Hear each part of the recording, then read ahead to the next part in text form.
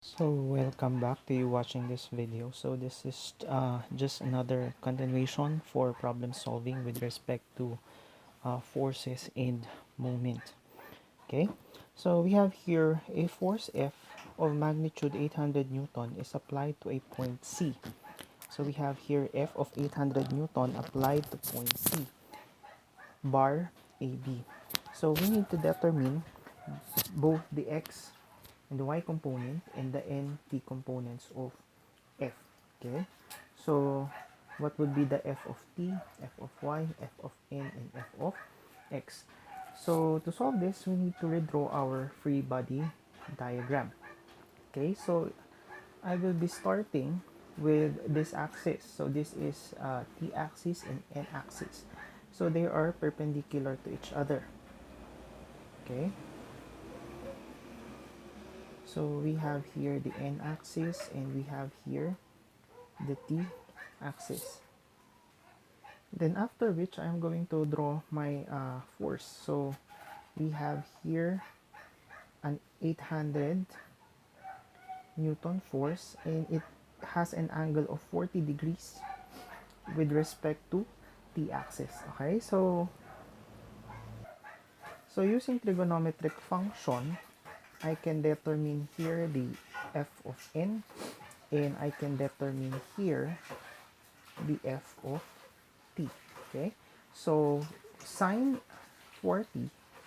So sine 40 is equivalent to f of n over 800 Newton, the hypotenuse. Cross multiply, f of n is equivalent to 800 sine 40 degrees. And that is equivalent to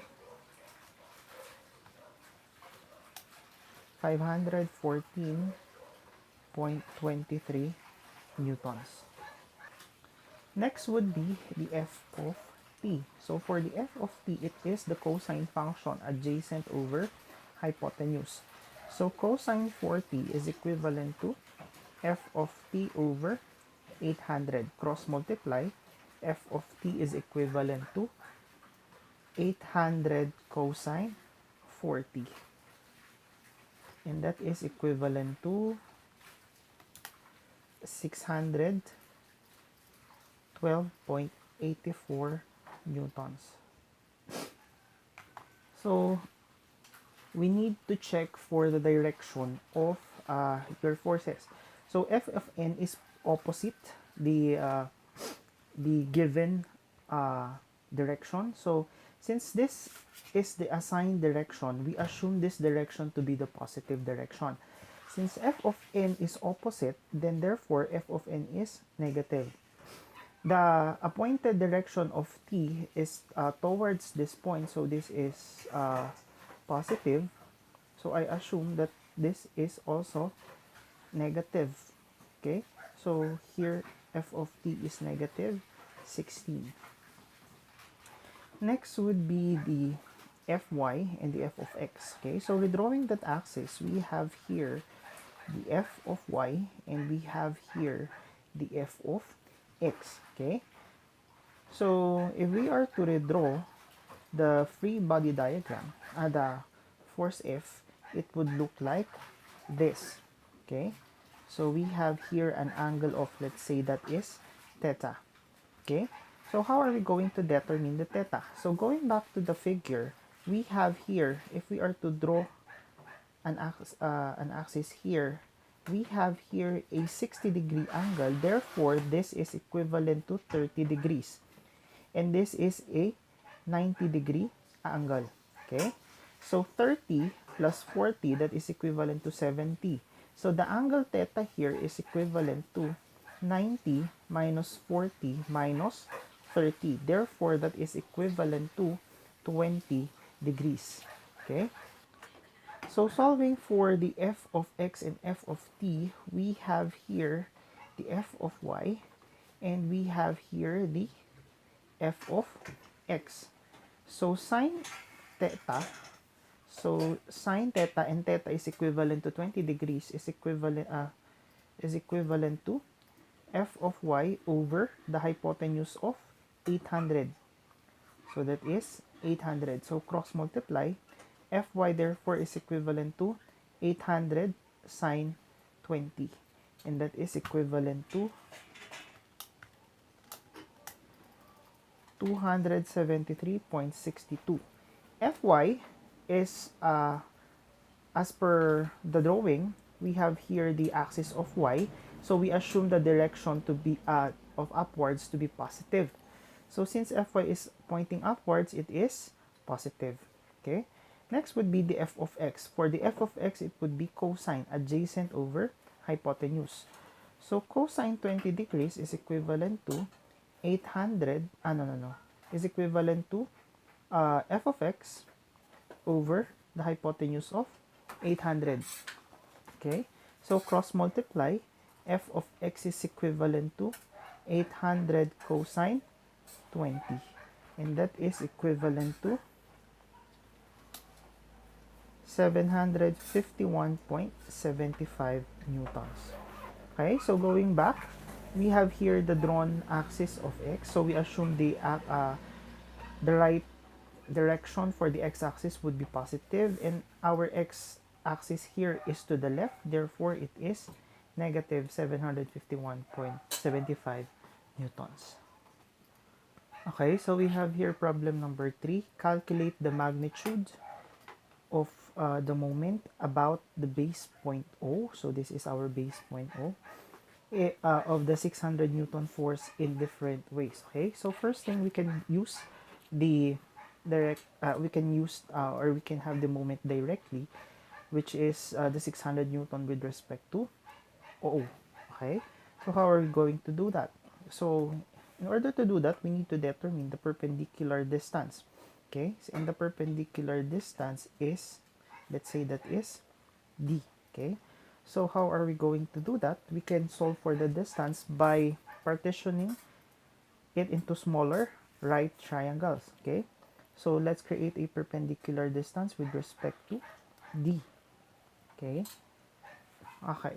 and another right triangle here. Okay, so from there we can solve for, let's say this is x1 and this is x2. So solving for x1, we know that this is a 40-degree angle. So from here, we just transfer this 40-degree angle there. That is just the same. Okay. So this is since this is a right triangle, this is a 90-degree angle. So 90 minus 40, the angle here is 50 degrees. So again, this is also a right triangle. So to complete the 180 interior angle, we have 180 minus 90 minus 50. That gives us an angle of 40 degrees there. So we can now solve for our x1. So solving for x1, that would be, let's use this, no? Sine 50. So sine 50 is equivalent to x1 over 4 meters. Therefore, x1 is equivalent to 4 sine 50 is equivalent to 3.064. Okay, next is for x2. So solving for x2, we will be having or we are going to use sine function rather. But if you're going to check, this is a big triangle. We only need this distance. Let's say that this is still x2. So what I'm going to do is to move that distance to that place, and that will still be the same. I am still going to use a right triangle. Okay, so that is a small right triangle there. So if I am to redraw that, it would look like this. So the angle here is 40 and this is 2 meters, and that is the hypotenuse. So this is x2. So solving for x2, that would be sine 40 is equivalent to x2 over 2. So x2 is equivalent to 2 sine 40, and that is equivalent to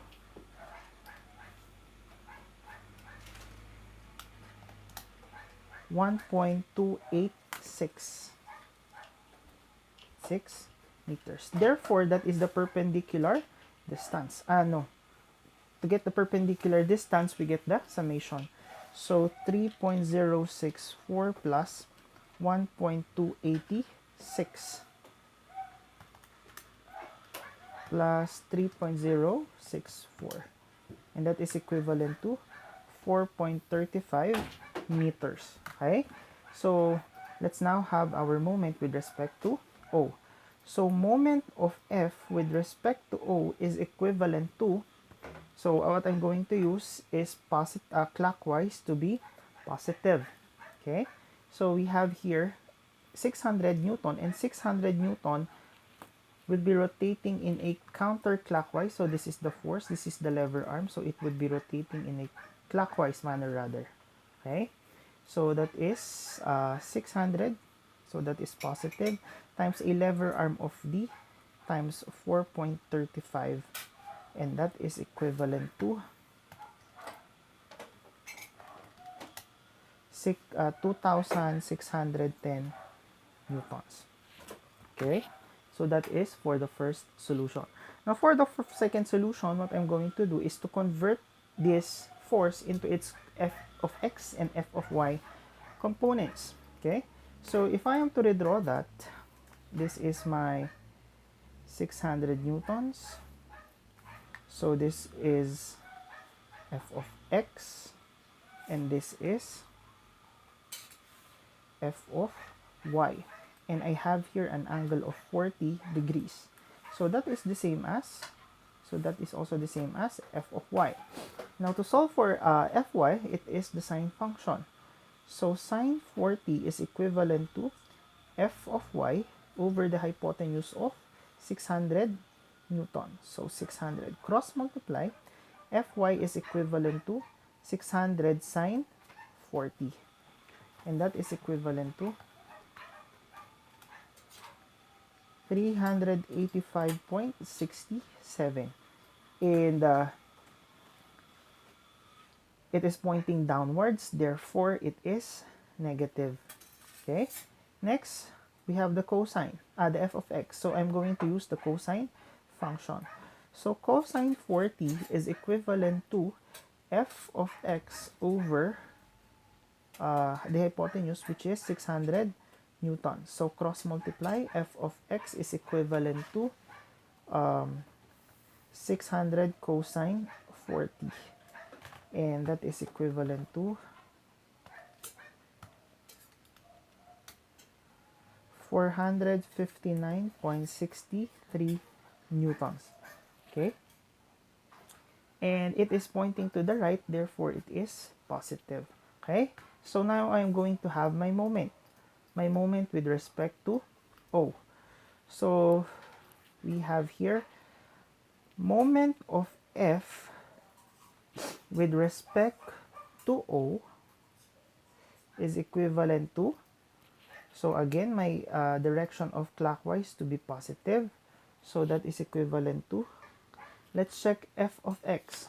So we have here f of x, this is f of x, this is the lever arm, and it is going to rotate in a clockwise manner. So f of x is 459, and that is positive, times a lever arm of 4 meters. Next, we have the f of y. F of y, this is the lever arm, and it is going to rotate in a clockwise manner. So again, it is positive. So 300 plus 385.67 times a lever arm of 2 meters. Okay, and that is equivalent to 459.63 times 4 plus 385.67 times 2, and that is 2,609.86, and that is almost equivalent to 2,610 newtons. Okay, so they should have the same answer. So if you can observe here, f of y is negative, but here we do not adopt the negative because it is already pointing downwards. So that is also equivalent to 385.67 Newton, and it is pointing downwards. Okay, so we have here another problem. The force F acts at the end of an angle bracket. So this is an angle bracket. Determine the moment of the force at point O. So we have here a 400 Newton, and it is 30 degrees 30 degrees from the y-axis, negative y-axis. So we need to determine the moment with respect to O. So the best thing to do here is to determine the f of x and the f of y. So this would be my f of y, and for my f of x, this would be my f of x. So to solve for f of x, it would be the sine function. So we have sine 30 degrees is equivalent to f of x over the hypotenuse of 400. Okay, so cross multiply, f of x is equivalent to 400 sine 30 degrees, and that is equivalent to 200 newtons. Okay, next for the f of y, it is the cosine function adjacent, okay, of the angle. So we have cosine 30 is equivalent to f of y over the hypotenuse of 400. So cross multiply, f of y is equivalent to 400 cosine 30. Okay, so that is equivalent to 346.41. Take note that f of y is pointing downwards, so that is negative, or that is also equivalent to 346.41 Newton pointing downward. But here, it doesn't matter if we're going to, we don't need to place the negative sign because it is already pointing downwards. It would be erroneous if we will be placing negative, then it is already pointing downwards. Okay, so solve for the moment. Let us have our f of y and f of x rotate with respect to O. So moment of f with respect to O is equivalent to, and I assume that clockwise is the positive direction. So for the f of y, take note, this is my f of y and this is my lever arm. How is f of y going to rotate? So it is going to rotate in a clockwise manner. So f of y is going to rotate in a clockwise manner. So f of y is 346.41 times a lever arm of 0.4 meters. Next, this is my f of x. How is f of x going to rotate? Take note, this is f of x, this is the lever arm. So it is going to rotate in a counterclockwise. So f of x would be rotating in a counterclockwise manner. So that is minus f of x minus 200 times a lever arm of 0.2 meters. And that is equivalent to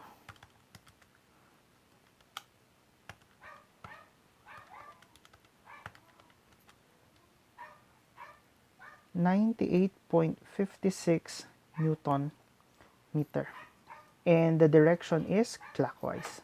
So, okay, so we have here another problem, number 4.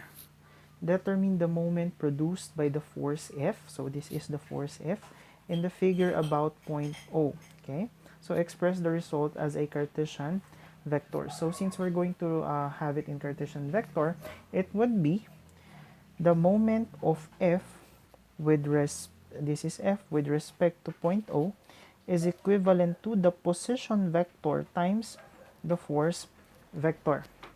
Okay, so for the position vector, R is equivalent to, we have the x, y, z. Okay, to solve it faster. So x would be x2 minus x of 1, y2 minus y of 1, z2 minus z of 1. Okay, so for our x coordinate, so this is my point 1, this is my point number 2. Okay, so for the x, x2, it is 4. So 4 minus x1, 0, that is 4. Next, for the y, what is y2? It is 0. Minus y1 is positive 12. Therefore, it is, okay, so mali-mali, baliktad, because this is our y-axis, x-axis, y-axis, z-axis. So, my y2 is equivalent to 12. Baliktad. So, y2 is equivalent to 12 and my y1 is equivalent to 0. Therefore, this is equivalent to 12.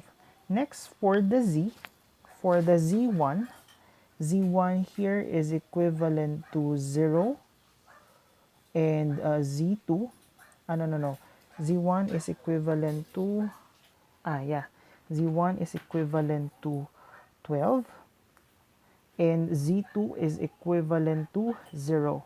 So this is equivalent to negative 12. Okay?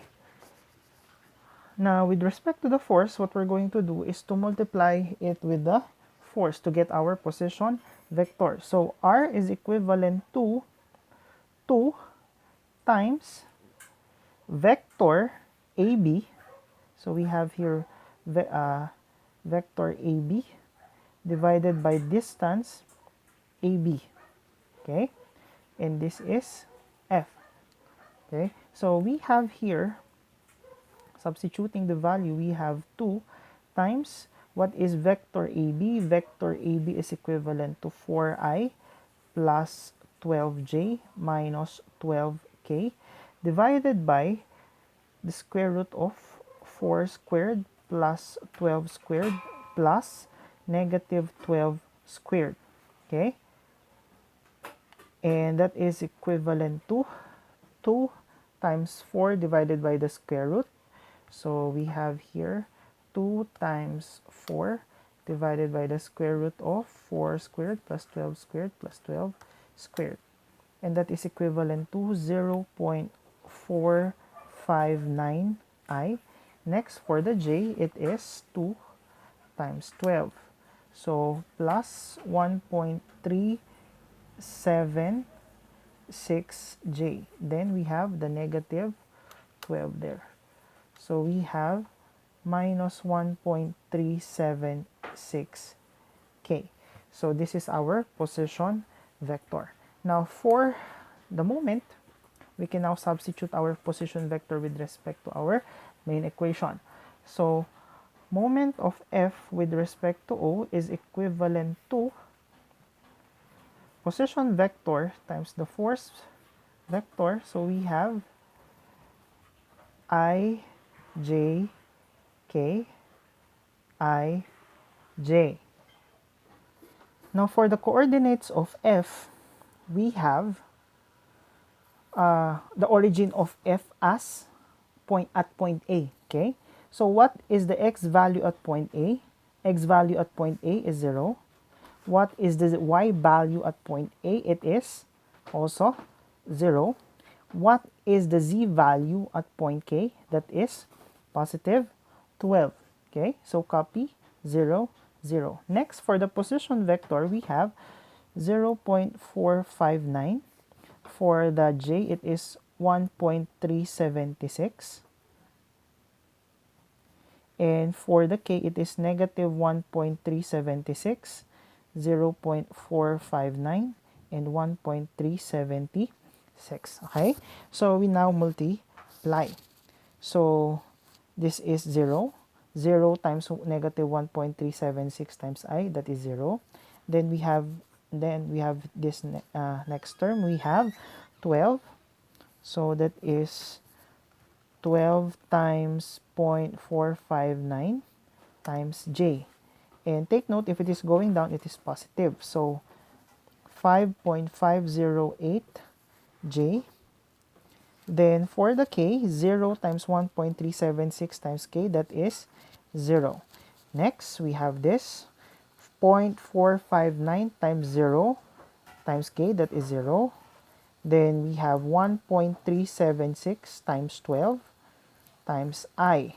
So 1.376 times 12, we have plus times -1 because it is pointing upward. So that is minus 16.512 I.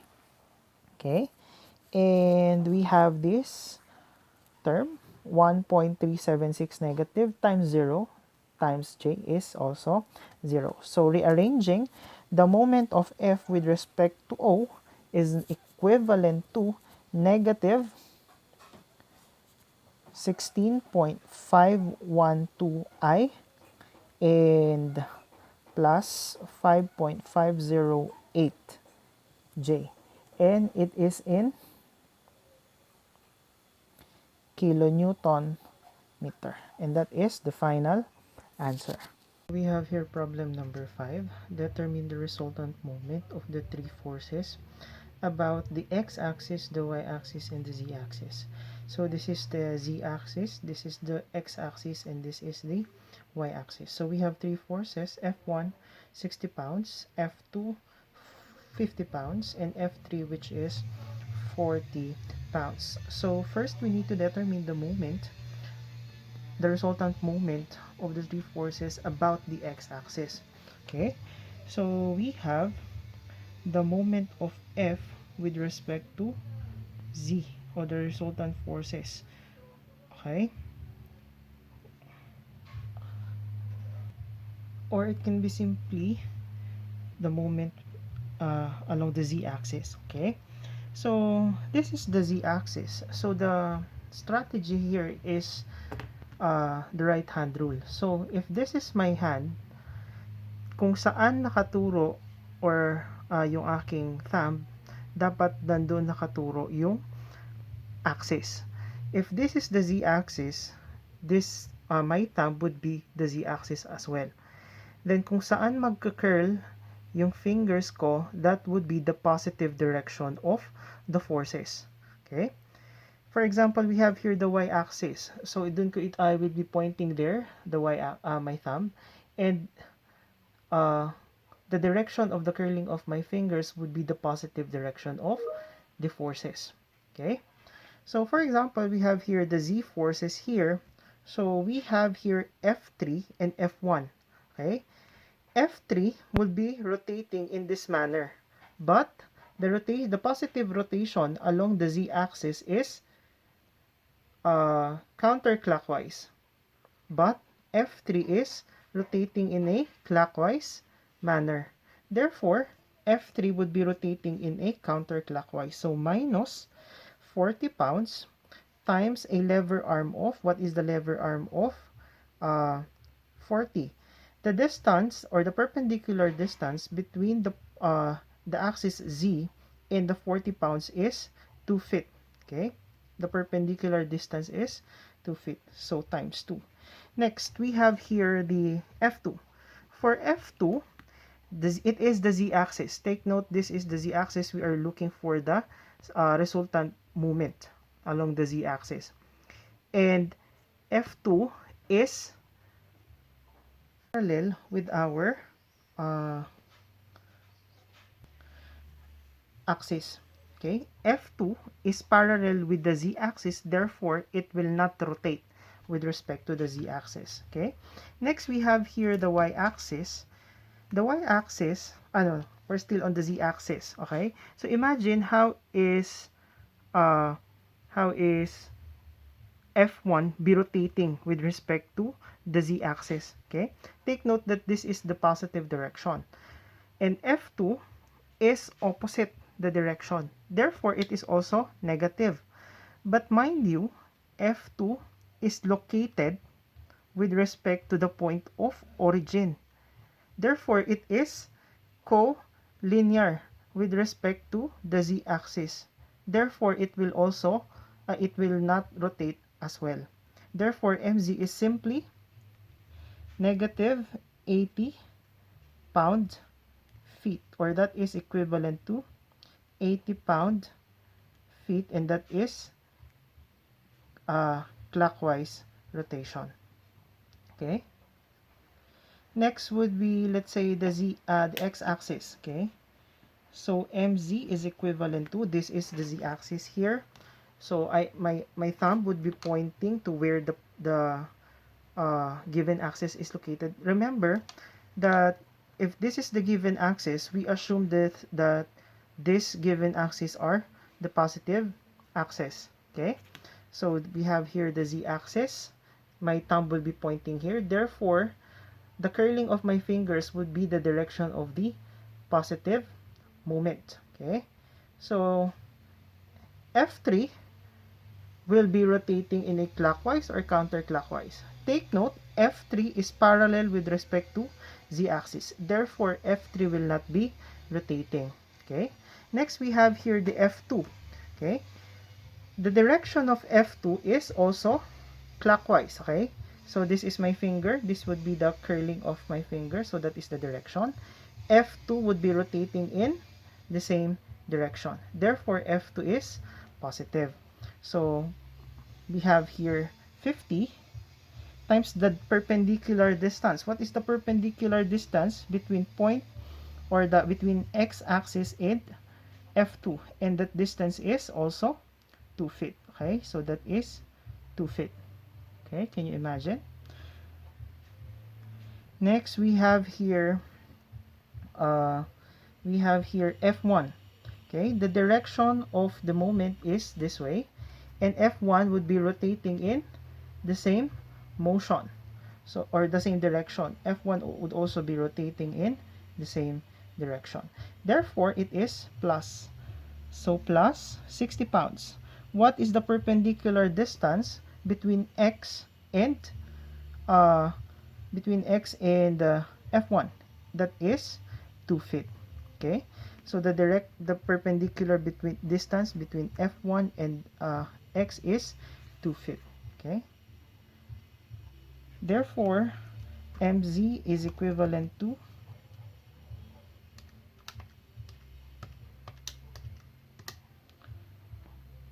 220 pound-feet. Okay, next we have no, that's not mz, that is mx. No, this is mx. Okay, lastly we have mzx, we have my. Okay, so for my, this is the direction. Okay, this is the direction of the y-axis, so I am going to point there my thumb, and the curling of my finger would be the positive direction of movement.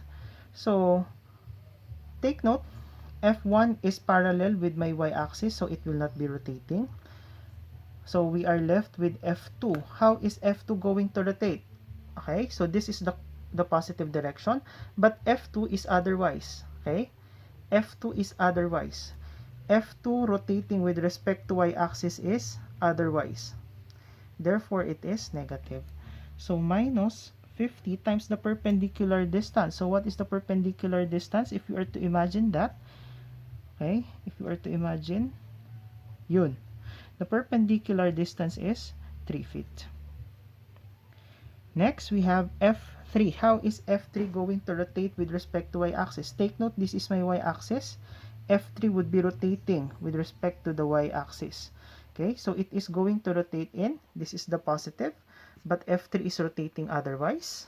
Positive, F3 is rotating otherwise, therefore it is negative. So minus 40 times the lever arm of, what is the lever arm or the perpendicular distance between the y-axis, this is the y-axis, and F3, that is equivalent to 2 feet. Therefore, my is equivalent to negative 50 times 3 minus 40 times 2. That is negative 230 pound-feet. And these are your final answers. Okay? So we have here problem number 6. Replace the force and the couple moment. So these are the forces and the couple moment system acting on the beam if in the figure by an equivalent resultant force, and find where its line of action intersects the beam measured from point O. So we have here summation of forces resultant force along x is equivalent to. So what are the forces along x-axis? Okay? Or we simply say that the force resultant along the x-axis is simply the summation of forces along the x-axis. So ibig sabihin, yung mga forces sa x-axis would be the resultant along the x-axis. Okay? So Fr x is equivalent to, assuming that all forces pointing to the right are positive. So we have here 8 kilonewton times the horizontal component of the slope divided by the hypotenuse of 5. And that is simply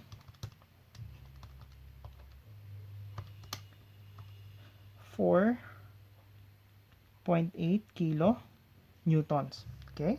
Next, the resultant of force along the y-axis is simply the summation of forces along the y-axis. And assuming that all forces that are pointing upwards will be positive, the resultant forces along the y-axis is equivalent to, what are the forces? You have negative 4 because it is pointing downwards. And you have plus because it is pointing upwards. So that is plus 8 times the vertical component of the slope, which is 4, divided by the hypotenuse, which is 5. Okay? Therefore, the resultant along the y-axis is equivalent to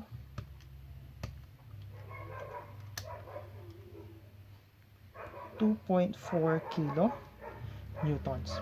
Okay? Therefore, the resultant force is equivalent to the square root of Fr along the x-axis, the resultant force along the x-axis squared, plus the resultant force along the y-axis squared, and get the square root, is equivalent to the square root of, we have x 4.8 squared plus 2.4 squared, and that is equivalent to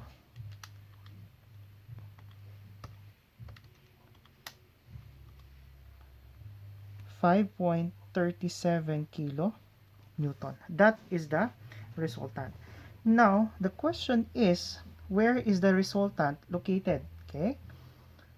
And it will be measured from point O. So let's say that it is located around here. Okay? The resultant Fy is positive. So it is pointing upwards. So this is Fy. Then f of x, where is f of x? F of x is positive also. So therefore it is pointing to the right. So this is f of x. Okay? So for the angle, let us solve for the angle. So that we know that this would be the resultant force. Okay? So this is f of x. This is also f of y. Therefore, this is the resultant. This is Fr. Then we have the angle here. Let's say that is theta. Now, angle theta is equivalent to sine. Let's use the sine. Opposite over adjacent. Opposite over hypotenuse. Or we can use the tangent naman. So let's try to use the tangent. Tangent theta is equivalent to opposite. What is the opposite? That is y. 2.4 divided by the adjacent f of x, and that is 4.8. Theta is equivalent to arctangent of 2.4 divided by 4.8. Therefore, theta is equivalent to, we have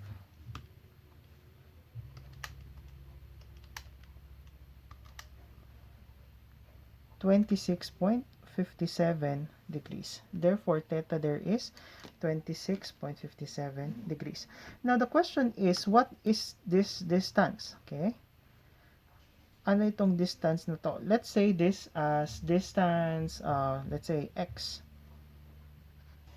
So, using the Varinian's theorem, okay, that states that the resultant moment is equivalent to the, rather, it is the resultant of the moment is equivalent to the moment of, wait, let me rephrase that. The moment at any point of the force acting on a body is equivalent to the resultant at that particular point. Okay? So, the resultant at that particular point is equivalent, resultant moment is equivalent to the moment of different different forces with respect to the same point. Okay? So, MR, so we have here MR at O is equivalent to the summation of moment with respect to O. Okay? So, what is the resultant or what is f of x? So, okay? Dito kasi, ang hahanapin lang natin is the x distance because the y distance is, wait, yeah, tama. X distance. And the y distance of the resultant force is acting at the beam. Okay? So, dito, magagamit natin itong small distance na to, which is 0.5 meters. Okay? So, since we can only use the x distance, so the resultant here that we're going to use is by. Okay? Ito lang. Fy. So, what is Fy? Fy is 2.4. So, 2.4 times a distance of x from point O. Okay? And here I am going to assume that the direction counterclockwise is to be positive. Okay? Or you can also use naman the clockwise positive. But here, it is convenient to use the counterclockwise as positive since Fy is rotating counterclockwise with respect to point O. Okay? Though pwede naman nating isama dito si Fx. So, plus Fx. But the thing is, Fx is collinear with point O. Therefore, it will simply cancel out. Okay? Next would be is equivalent to the summation of moment of these forces with respect to O. So we have here 4 and it is going to rotate in a clockwise manner. Therefore, it is negative. So negative 4 times a lever arm of 1.5. Okay. Next, we have the 8, the vertical component of the 8 kilonewton. And it is rotating in a counterclockwise. Therefore, it is positive. So we have 8 times the vertical component of the slope, which is 4 over the hypotenuse, times the lever arm of 1.5 times 3. And that is equivalent to 4.5. And lastly, we have the horizontal component of 8. And that is equivalent to 8 times the horizontal component of the slope, which is 3, over the hypotenuse of 5. And a lever arm of 0.5. And the sign is, take note, this is Fy, f of x, and it is going to rotate in a counterclockwise manner. Therefore, it is negative. Okay? So, from there, we can now solve the value of x. So, x is equivalent to negative 4.5 times 1.5 plus 8 times 4 over 5 times 4.5 minus 8 times 3 over 5 times 0.5 divided by 2.4. X distance therefore is equivalent to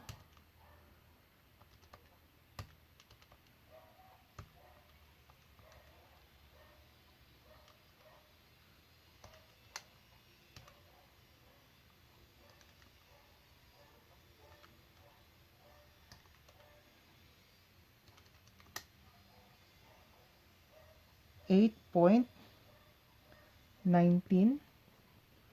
Wait, that is too long. May mali. We forgot the moment. Okay, so take note, we have a moment here. Okay, since that is already a moment, hindi na natin siya kailangan lagyan ng lever arm because it is already a moment.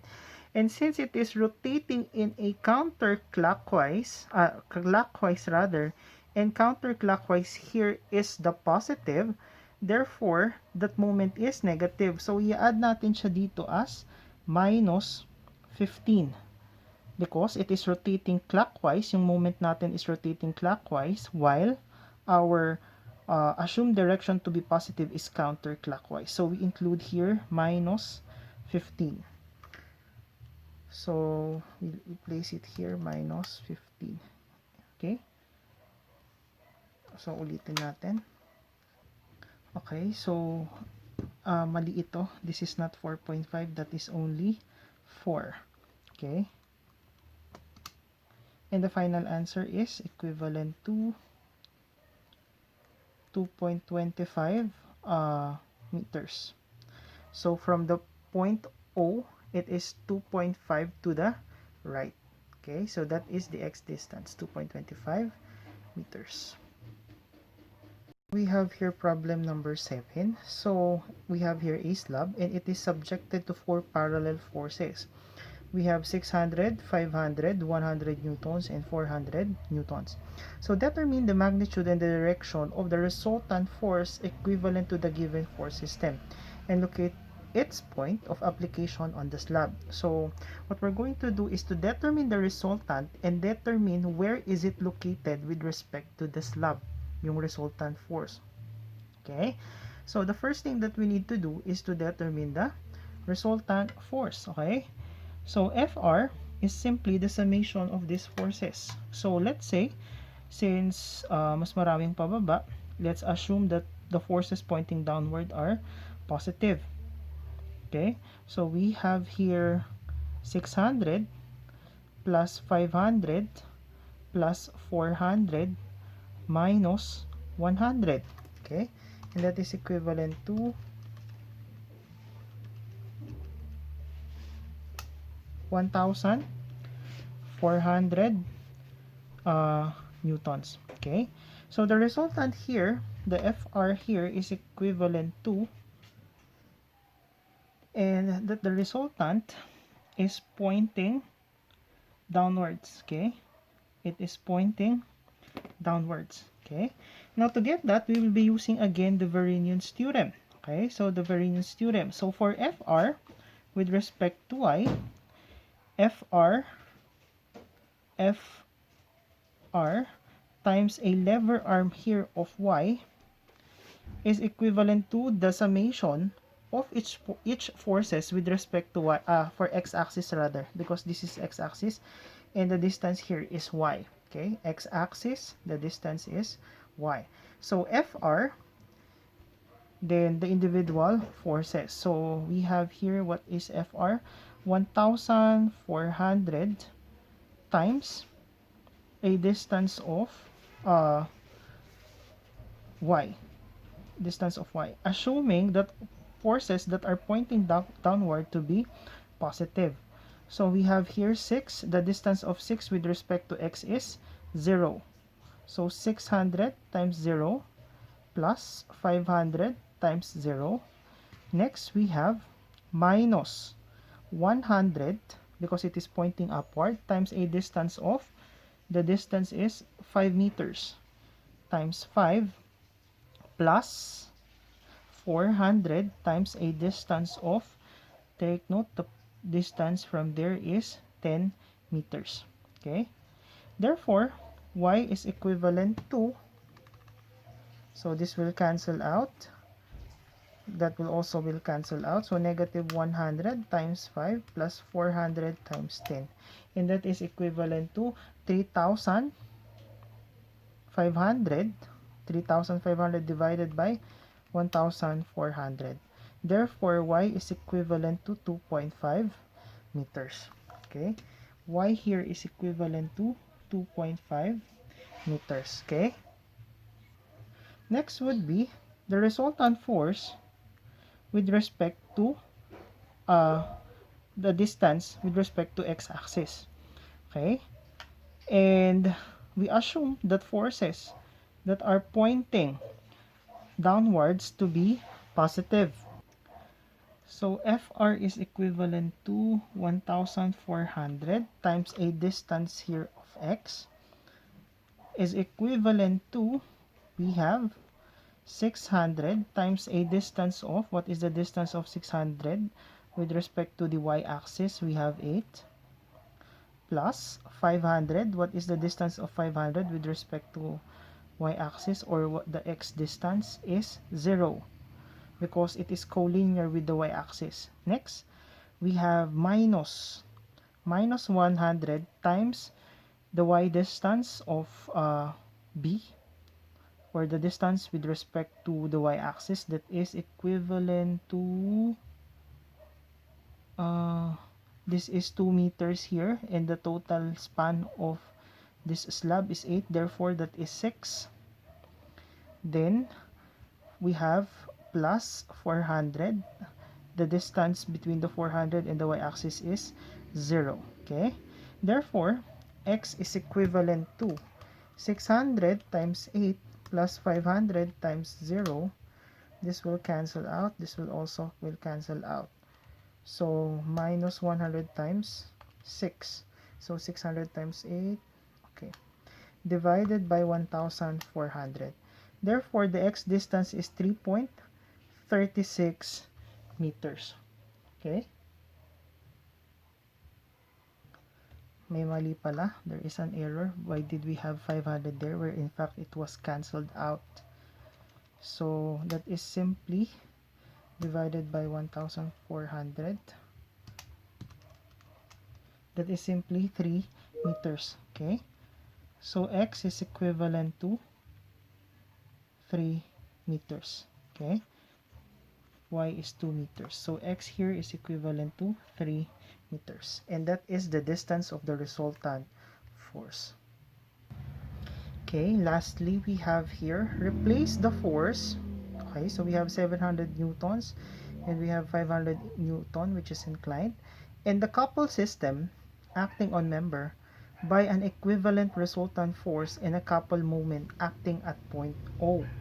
Okay, so we need to replace them by a resultant force and by a couple, or by a moment at point O. Okay, so we have here the resultant force along x-axis is equivalent to the summation of forces along x-axis, assuming that all forces that are pointing towards right are to be positive. Therefore, the resultant force of F at x is equivalent to, we have 500 times the horizontal component of the slope, which is 3, over the hypotenuse of 5, and that's it, no? Because 200 here is a couple moment, or a couple system. Okay, so we do not consider this as a force, rather it is a moment. Okay, so we have 500 times 3 divided by 5, that is equivalent to 300 newtons. Now for the y, the resultant force along y-axis is equivalent to the summation of forces along y-axis, assuming that all forces that are pointing upwards to be negative. Okay, so we have here negative 750 plus, we have the vertical component of 500. So 500 times the vertical component of the slope, which is 4, divided by the hypotenuse of 5, and that is equivalent to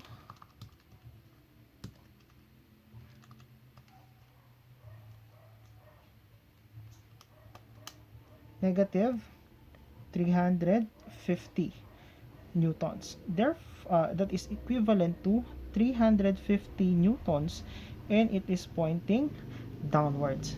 Okay, so if we are to redraw that, we will have our diagram here.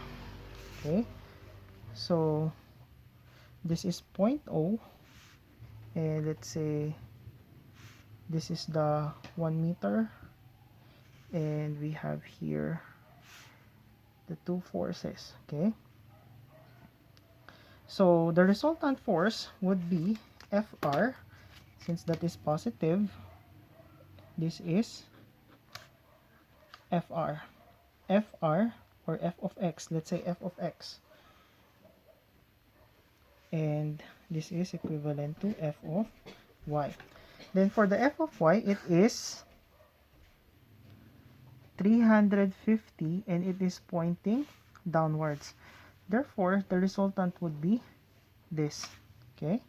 So this is my FR and this is FY. Let's say this is theta. Now to solve for theta, theta is equivalent to, let's say tangent na lang. Tangent theta is equivalent to f of y. What is f of y? We have 350 divided by f of x, and that is 300. So theta is equivalent to arctangent of 350 over 300. Theta therefore is equivalent to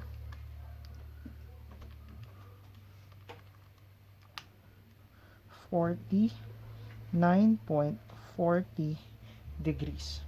Okay? Now for the moment it is the resultant moment is equivalent to the summation of moment. Okay? And I am assuming that all forces rotating in a clockwise manner are to be positive. Okay? So we have here the moment resultant with respect to O is equivalent to the moment of all of these forces with respect to O, and that is 750. 750 is rotating clockwise, so that is positive. So 750 times a lever arm of 1.25. Next, we have the vertical component of 500, and it is rotating in a counterclockwise. Therefore, it is negative. Negative 500 times the vertical component, which is 4 over 5. And we have the horizontal component. The horizontal component is rotating in a clockwise manner, so that is positive. So plus 500 times the horizontal component of the slope, which is 3, divided by the hypotenuse of 5. And lastly, we have here our couple moment. And our couple moment, or a couple force, is rotating in a clockwise manner. They are rotating in a clockwise manner and counterclockwise rather. Rotating in a counterclockwise, but all forces rotating clockwise are positive. Therefore, 200 here is negative. Okay? So negative. Negative 200 times a lever arm of the distance between these two forces is 1 meter. Therefore, the lever arm is 1 meter. So times 1.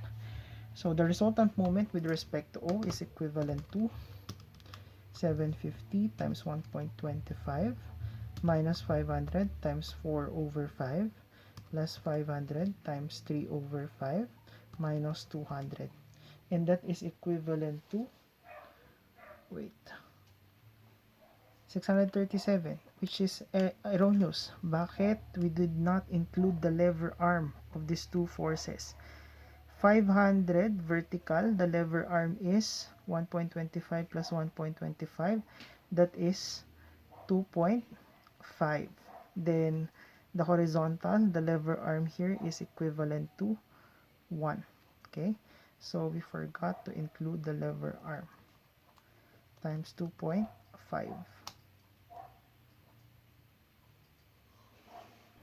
The correct answer is 37.5. So 750 times 1.25 minus 500 times 4 over 5 times 2.5 plus 500 times 3 over 5 times 1 minus 200.